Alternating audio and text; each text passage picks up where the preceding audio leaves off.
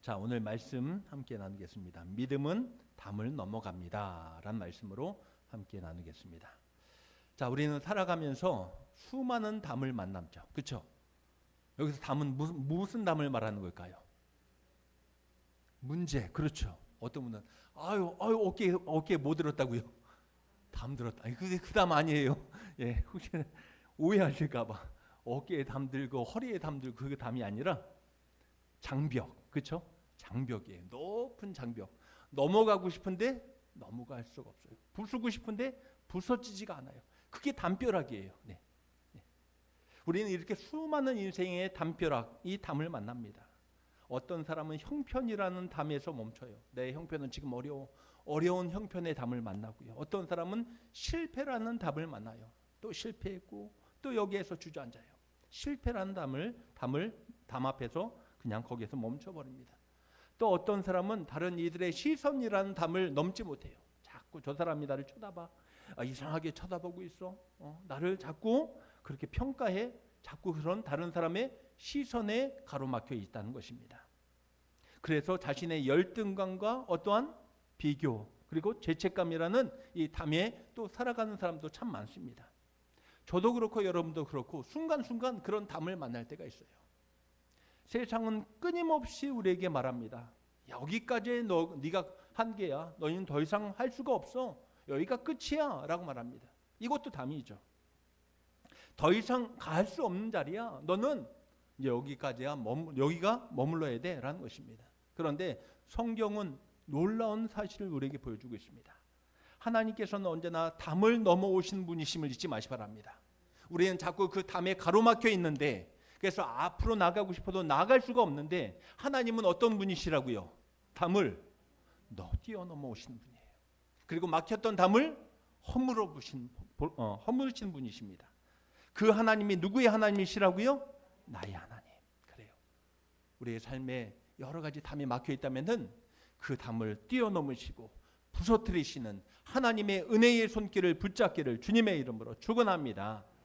그래서 하나님은요, 죄와 거룩 사이의 담을 허물치기 위해서 그분의 아들 예수 그리스도 독생자를 보내셨고요. 유대인과 이방인의 담을 허물치기 위해서 십자가를 세워 주셨고요. 절망과 소망의 사이에 있는 담을 허물치기 위해서 부활의 능력으로 나타나신 줄로 믿습니다. 그렇습니다. 오늘 본문에도 한 여인이 등장해요. 이름은 나오지 않아요. 이 여인의 이름은 나오지 않습니다. 뭐라고 부를까요? 이 여인을 수로보니게 여인, 수로보니게 족속이라는 이방 족속이에요. 그 중에 그 여인이 그 족속에 속한 여인이에요. 그래서 우리는 그 이름을 모르고 계속 우리는 이 여인을 뭐라 부릅니까? 수로보니게 여인이라고 부릅니다. 이 여인 앞에는요, 수많은 담벼락이 또 있는 거예요. 유대인과 이방인의 담이 가로막고 있고 또 여자라는 사회적 신분적 담이 가로막고 있고 귀신 들린 딸을 둔 절망의 담이 이 여인을 계속 가로막고 있습니다. 그리고 예수님께 가까이 나갈 수 없다는 현실의 담벼락에 갇혀 있습니다. 누구라도 포기할 수 있는 상황입니다. 그러나 이 여인은요, 담을 바라보지 않고 담 너머에 계신 누구를 바라보고 있을까요? 주님을 바라보고 있는 거예요. 예수님을 바라보는 것입니다. 이것이 믿음임을 잊지 마시 바랍니다. 믿음은 뭘까요? 가로막혀 있는데 현실의 장벽, 여러 가지 장벽만 바라보는 것이 아니라 그 너머에서 역사하고 계시는 하나님을 바라보는 것이 믿음임을 잊지 마시 바랍니다. 오늘 우리는 이 여인을 통해서 한 가지를 배우기 원합니다. 참된 믿음은 현실의 담을 계산하는 것이 아니라 은혜를 베푸시는 예수님을 바라보는 것이다. 이것입니다. 우리가 자꾸 가로막혀 있다면 오늘 이 말씀을 통해서 함께 듣고 함께 바라보면서 주님이 일하시는 것을 우리가 함께 나눌 수 있고 그 주님이 나의 주님이시라고 오늘 선포하며 나아갈 수 있는 믿음의 현장이 되시기를 주님의 이름으로 축복합니다. 자, 첫 번째 말씀은 이것입니다. 믿음은 보이는 현실보다 예수님을 먼저 찾아가는 것이 믿음이다 라는 것입니다. 보이는 현실보다 먼저 예수님을 찾아가는 것이 믿음이다.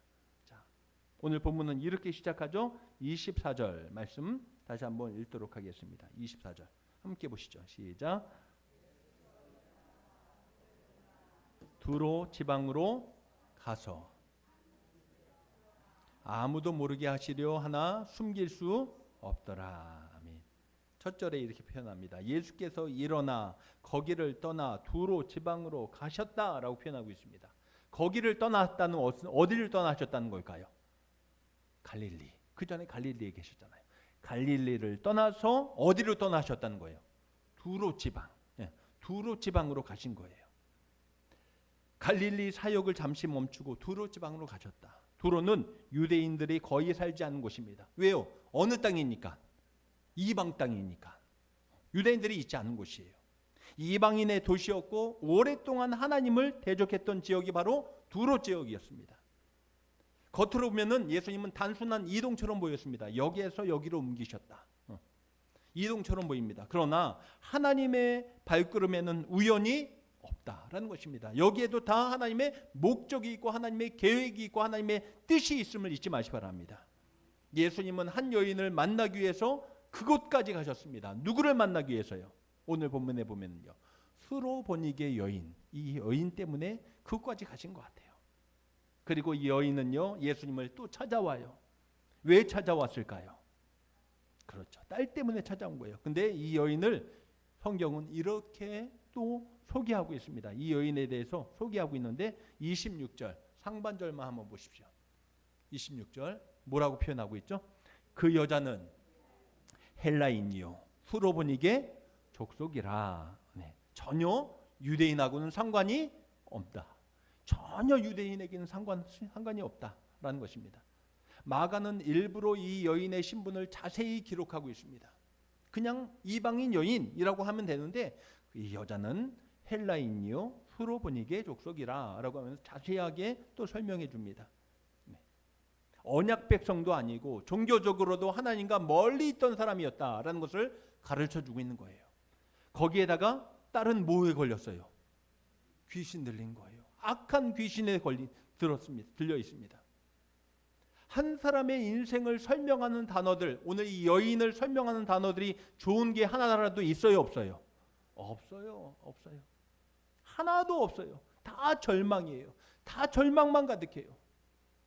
여러분, 내 이력서를 딱 썼는데 거기에 좋은 것을 써야 돼요, 나쁜 걸 써야 돼요? 좋은 거를 써야 되죠. 나 이랬던 사람이고요. 나 이런 자격증도 있고요. 나 지금 이런 실력도 있고요. 막 좋은 것만 써야 돼요. 그런데 나를 쓰려고 그러니까 좋은 게 없더라. 내가 뭘 써야 되지? 내가 뭐 하며 살았지? 좋은 게 하나도 없어요.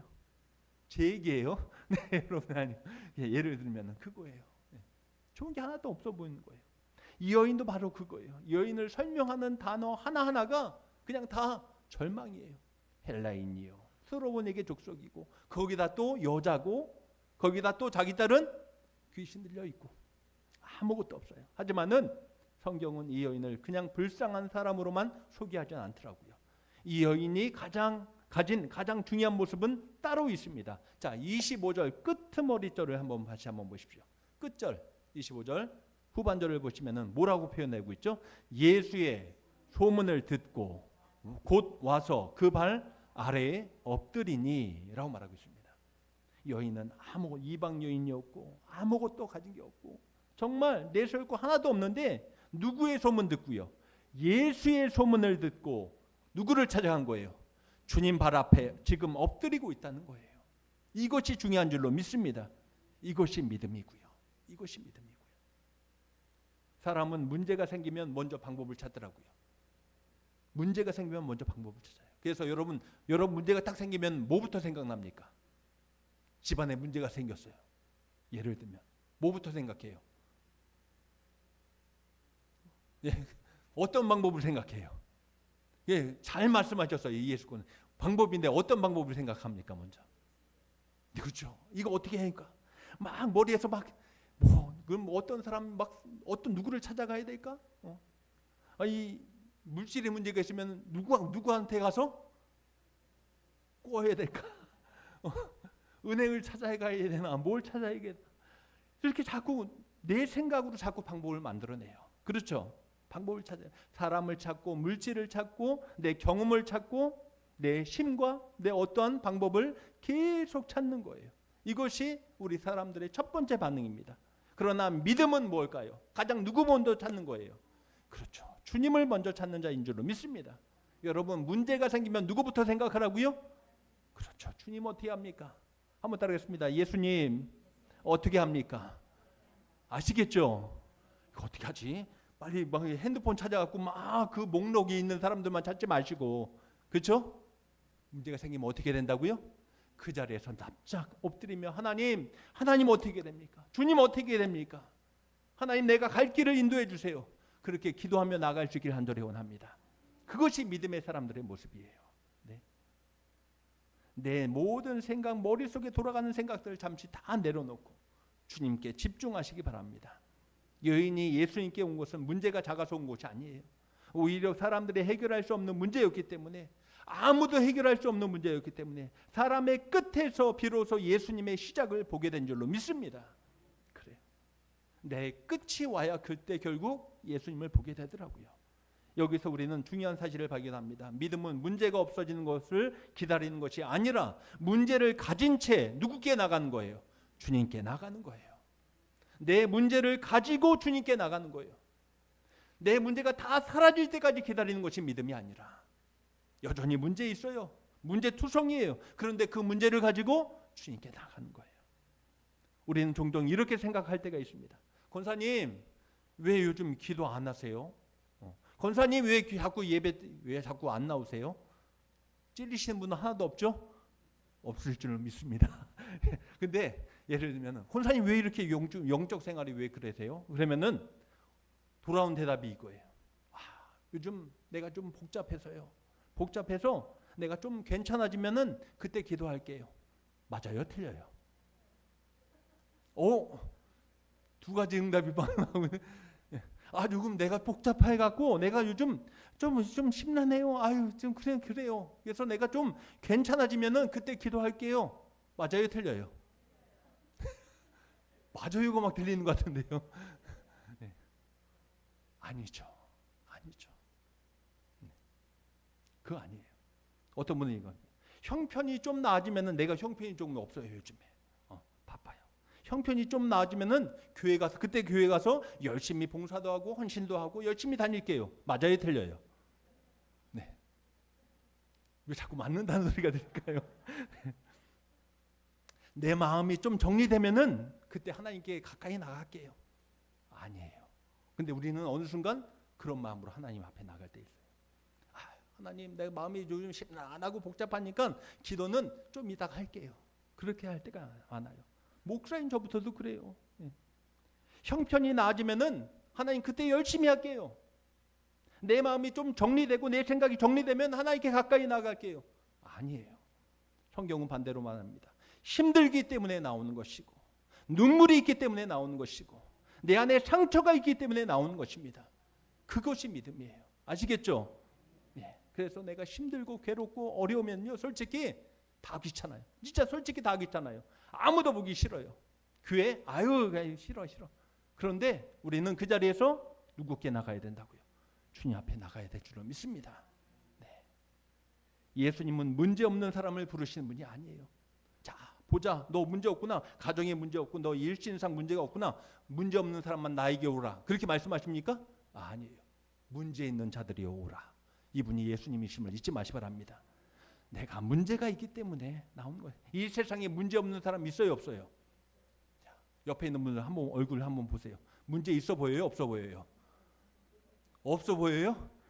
잘못 보시고 있는 거예요. 저 좀 보세요. 저 보면은 문제가 있어 보입니까, 없어 보입니까? 없어 보여요? 영안이 열려야 되는데 이것도 문제고 저것도 문제, 참 문제잖아요. 목사 눈을 봐도 문제고 코를 봐도 문제고 다 문제네. 문제투성이에요. 그래요. 우리는 서로 다 문제투성이에요. 그렇기 때문에 누가 필요한 거예요? 주님이 필요한 거예요. 주님 앞에 나가야 돼요. 이 여인은 자신의 자격을 내세우지 않습니다. 오직 예수님만 바라보았다는 것입니다. 그리고 그 믿음이 은혜의 시작이 된 줄로 믿습니다. 우리의 현실 역시 마찬가지입니다. 우리 현실이 아무리 벽처럼 높아 보여도 먼저 예수님께 나가야 됩니다. 문제를 바라보다 보면 절망하지만은 예수님을 바라보기 시작하면은 소망의 문은 열릴 줄로 믿습니다. 자, 두 번째 말씀은 이것입니다. 믿음은 하나님의 뜻 앞에서 내 자신을 낮추는 것이다. 그것입니다. 믿음은 하나님의 뜻 앞에서 누구를 낮추는 거예요? 나를 낮추는 거예요. 자, 오늘 본문에서 항상 이 부분이 저도 항상 걸려요. 예수님께서 꼭 이렇게까지 하셔야 되겠나? 그런 본문의 말씀이 이 말씀이에요. 그렇죠? 여러분이 만약 수로보니게의 여인의 입장이라고 생각해서 이 본문을 한번 보세요. 그럼 여러분은 어떨 것 같아요? 제가 여러분한테 이런 말을 막 해요. 오늘 이 본문의 말을 해요. 그러면 여기 남아 계실 분이 계실까요? 안 계실까요?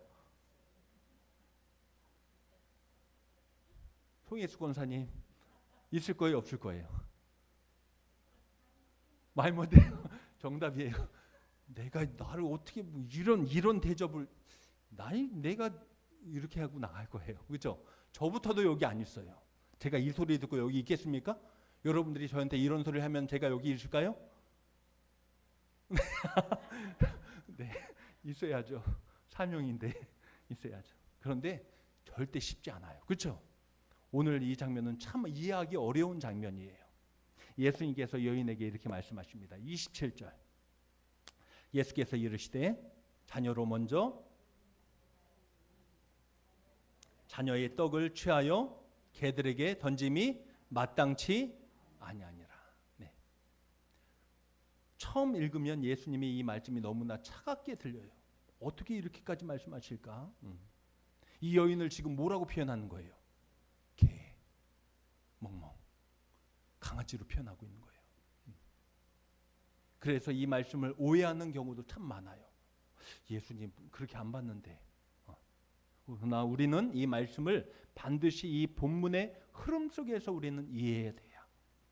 예수님은 여인을 무시하거나 멸시하려고 일부러 던지신 말이 아니에요. 여기서 자녀는 누구를 말하는 걸까요?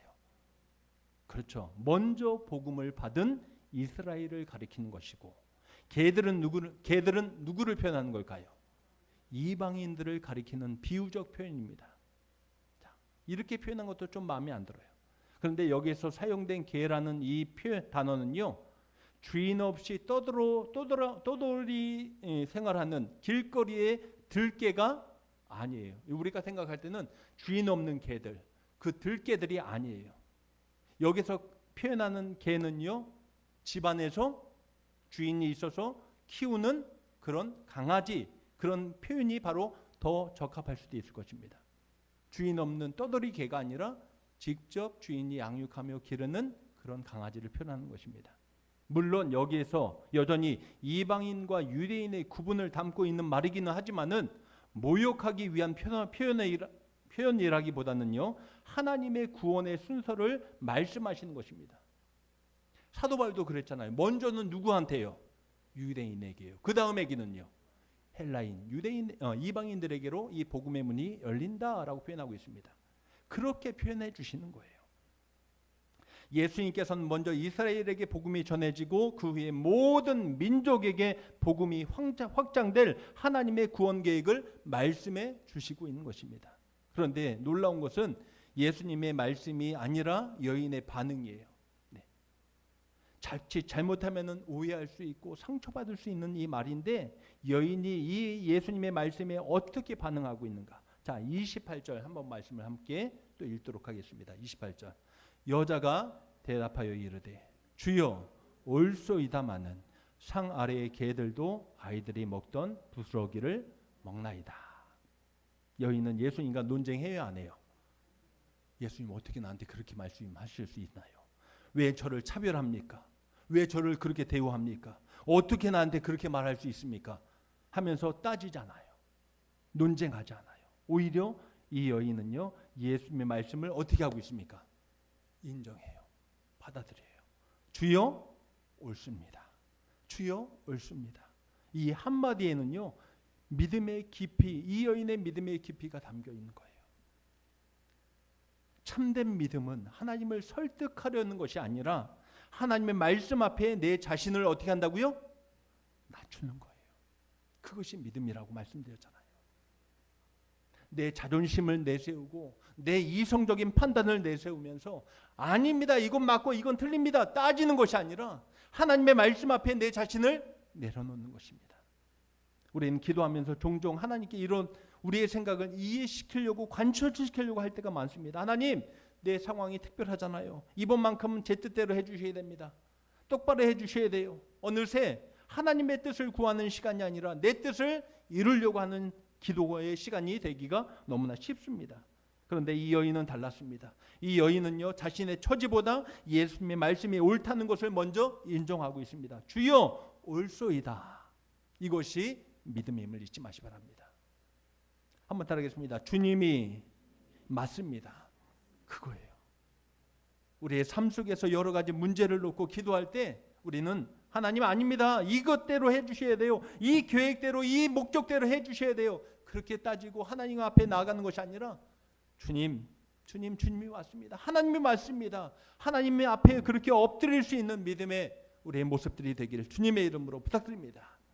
믿음은 내가 옳음을 증명하는 것이 아니라 하나님이 언제나 옳으시다는 것을 인정하는 것이 바로 믿음입니다.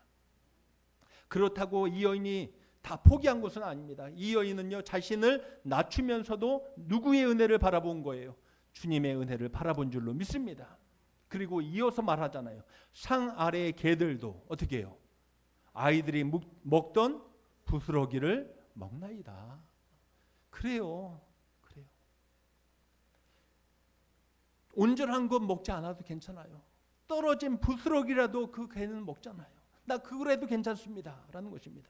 이 말은 자신을 비참하게 만드는 말이 아니에요.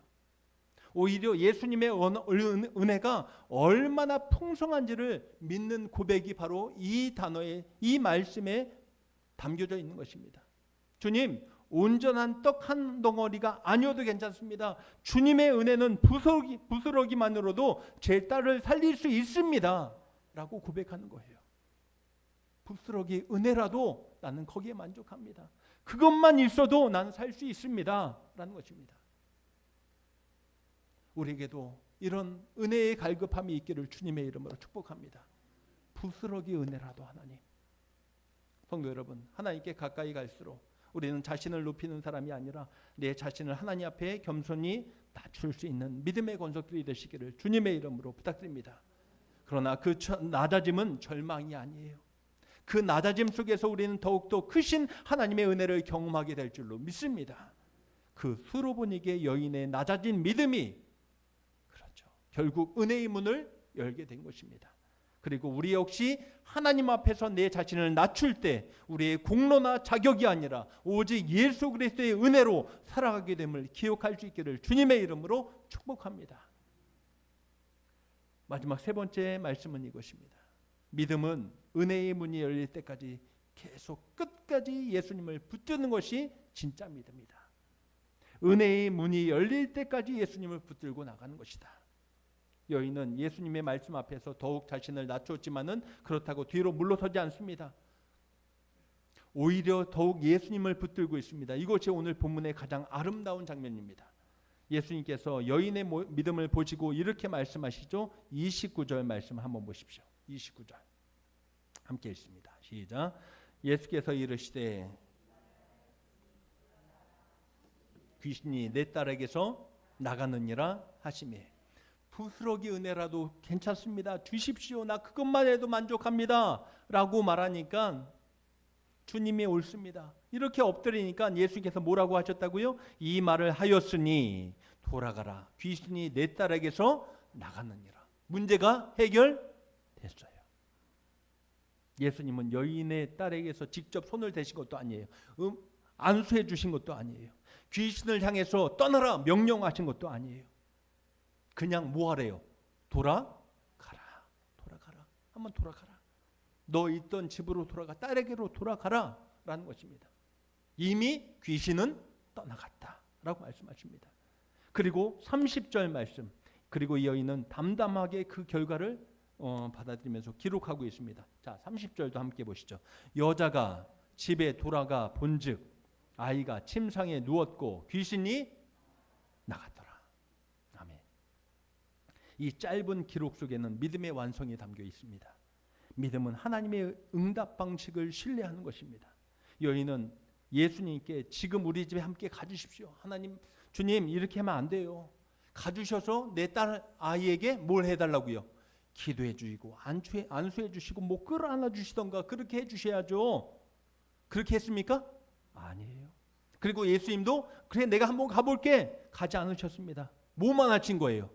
말씀만 하신 거예요. 따르겠습니다. 말씀만.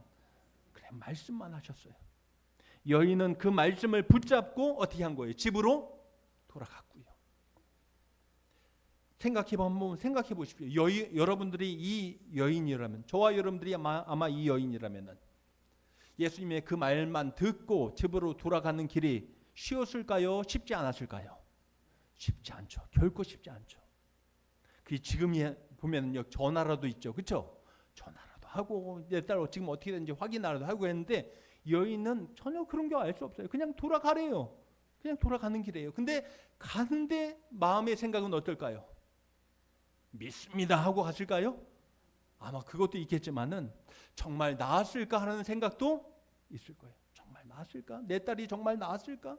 귀신이 떠나갔을까? 혹시 그대로라면 그냥 그 모습이라면 어떡하지? 라는 생각이 들 수 있을까요? 없을까요? 있겠죠. 그러나 여인은요 끝까지 예수님의 말씀, 그 말씀을 믿고 나갔어요. 자신의 감정에 휘둘리지 않고 말씀을 붙들고 나갔어요. 믿음은 눈으로 확인한 후에 믿는 것이 아니라 주님의 말씀 때문에 순종하는 것이 믿음임을 잊지 마시 바랍니다. 우리도 그렇습니다. 우리는 자꾸 기도하고도 자꾸 뭘 하려고 합니까? 확인하려고 해요. 정말 됐나? 정말 됐나? 응답의 증거가 보여야 내 마음이 안심돼요. 환경이 뭐가 좀 바뀌어야 그때 내 믿음이 더 강해지는 것 같아요. 그러나 성경은 말합니다. 믿음은 환경을 보고 움직이는 것이 아니라 하나님의 말씀을 따라 움직이는 것이다. 수로보니게 여인은요 믿음의 말씀 한마디면 충분했습니다. 돌아가라 라고 했으니까 알겠습니다. 돌아갑니다. 이것이 믿음입니다. 그리고 이 믿음은 끝까지 예수님을 신뢰하는 것이라고 했죠. 이 여인은 처음부터 끝까지 예수님만 바라보았습니다. 다른 사람 찾지 않고 환경도 붙잡지 않았습니다. 자신의 자격도 의지하지 않았습니다. 오직 예수님 한 분이면 충분하다고 믿었습니다. 그래서 예수님도 그 여인의 믿음을 기쁘게 받으신 거예요. 이와 똑같은 본문이 마태복음 말씀에 똑같이 동일하게 나와요. 평행 본문이라고 하죠. 예수님께서 마태복음 15장 28절에 그런데 이 마태복음에는 한 단어가 한 문장이 더 들어가 있어요. 거기에는 뭐라고 표현되어 있을까요? 이 여인한테요. 뭐라고 표현되어 있을까요? 정답이 나올 것 같은데요. 네. 뭐라고 표현되어 있을까요? 오늘 이 말씀엔 이 마가복음에는 안 나오지만 마태복음에는 나오는 말씀이 있어요. 뭐라고 했을까요?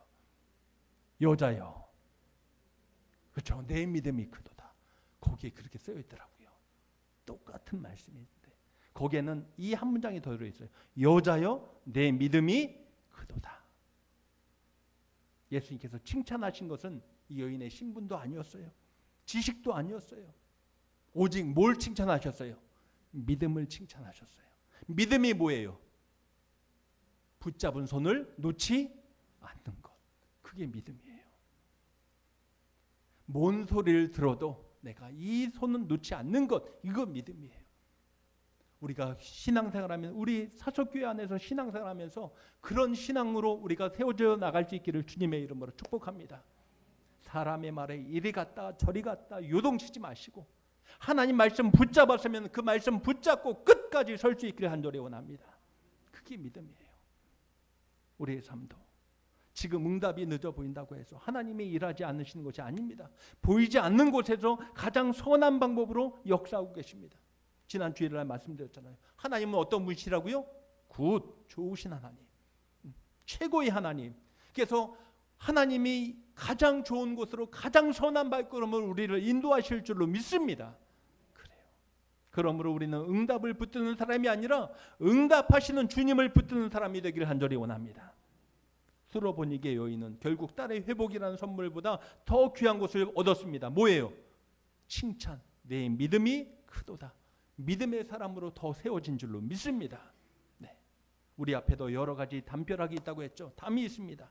해결되지 않는 문제, 우리의 연약함과 한계가 있습니다. 그러나 오늘 본문은 분명히 말씀합니다. 그 막혀있는 담이 은혜를 막는 것이 아니라 믿음 없는 마음이 은혜를 멈추게 하는 것입니다. 남은 한 주간도 우리의 시선이 자꾸 문제만 환경만 그 속에만 머무르지 않고 모든 담을 넘어서 역사하시는 예수 그리스도를 바라볼 수 있기를 주님의 이름으로 부탁드립니다. 그 담을 부수시고 그 담을 뛰어넘어가시는 그 예수 그리스도의 권능의 역사를 붙잡고 믿음의 삶을 우리가 살아갈 수 있는 우리 사석교회 모든 하나님의 사람들, 믿음의 권속들이 되시기를 주님의 이름으로 축원합니다. 기도하겠습니다. 하나님 감사합니다. 믿음은 담을 넘어간다고 했습니다. 하나님, 멈춰져 있는 우리 믿음이 되지 않게 하여 주시옵소서. 머물러 있고 포기하고 좌절하고 거기에서 쓰러지는 우리의 모습이 아니라 다시 그 속에서 역사하신 하나님, 그 너머에서 가장 좋은 길로 인도하신 하나님, 그 하나님을 바라보고 그 주님 앞에 나아가게 하여 주시옵소서. 말씀의 손을 붙잡게 하여 주시옵시고 그 붙잡은 것을 놓지 않고 남은 한 주간도 승리하게 하여 주시옵소서.